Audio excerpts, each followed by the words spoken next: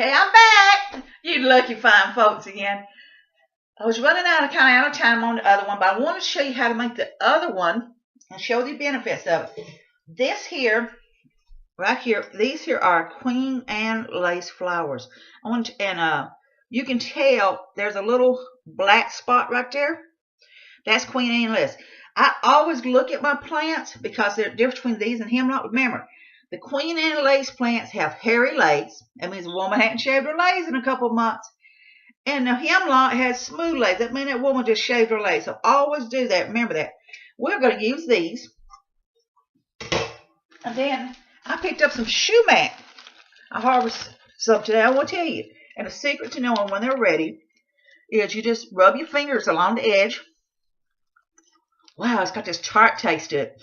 It's like a pink lemonade combination. You just heat you some water up, then set them in there, let them just kind of absorb all this.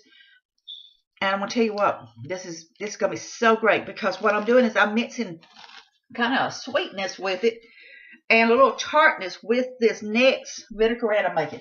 And in here is 2 different types of day flowers. People do not realize these day flowers are edible and they're sweet taste and they're full of benefits. These here are anti-inflammatory. And then you have your yellow ones. But I want to tell you what, make sure, this is falling apart, make sure you do your research because they have indeed changed. They started creating different breeds of daylilies in the 30s. So some of them does not have the benefits that the other plants do. You know, I've still got my mustard sandwich here. Remember potpourri pepper? Make some of this. Whoa, this is so good. So, what we are going to do here, we are going to take the Queen Anne lace. We're going to put them, I'm just going to go ahead and put them all in there. I'm going to put every one of these flowers in there, these daylilies, because they got this nice sweet taste to them, and they're anti-inflammatory. Like again, I'm using my red wine vinegar. You can use distilled vinegar if you want. I also went ahead and harvested a handful of pods here to throw in there as a benefit. Okay, so, you know, smash those down. And then we're going to take, about 2, maybe 2. We're going to take a couple of sumacs here. Let's see. We're going to take a couple of them. That's about right on that. But you know what? I'm getting ready to cheat. Yes, I am. I'm getting ready to cheat. Okay, so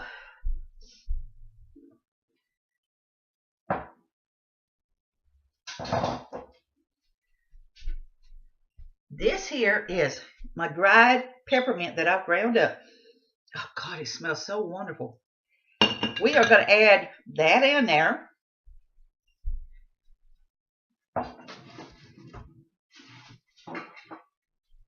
And this here is my ground up Queen Anne lace. And I have it labeled. And we're going to put that in there. Wonderful. So that's one thing. You can be creative here and add all this nice, wonderful stuff in here. Now we're going to pour it about halfway full. And you got to remember, all this is going to absorb. Every bit of this in here is going to soak up and it is going to absorb. Now we are going to need a little more vinegar in it again, like I said, about halfway. Okay, so that's probably about a good dose right there. Because, you know, I put a little bit more, the flowers a little bit bigger and everything. So, and the others, I probably could have stemmed them down and maybe ground them up if I wanted to. But I didn't do it. And that's okay. Now, remember, after this is set for 2 months, you need to filter these out and drain them so you can have your nice overall flavor. So, whether you use a plastic jug or you use this in here, all this is going to mix together. You know, I think I can actually probably pour a little bit more in here to fill this up a little bit more. So we're going to put just a little bit more vinegar in it. Like I say, always leave at least a ½ inch to the top. Here we go. I've got this nice mixture in here. It's all full. And it is going to, it's going to absorb it. You can just tell right there, it's going to absorb. And I'm going to add just a little more cooking oil. Because when I shake it down, what I'm doing is I'm shaking air bubbles out of there. Okay, there we go. Now, it is all made up and done. And I want to tell you what, look for these in yard sales.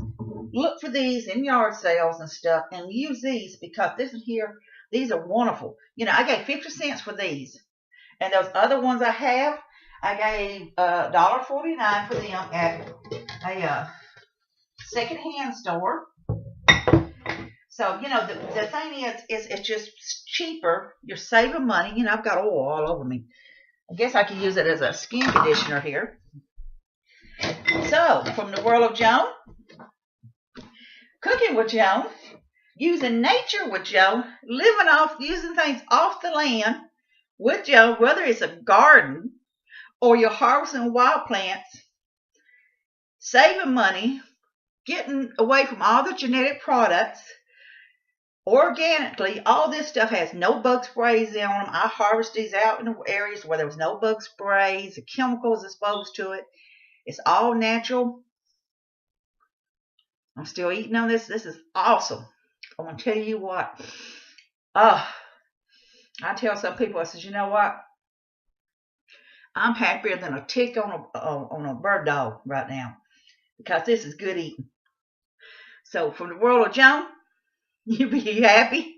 You be safe. Bless you all, and join me down the line on some more good eating.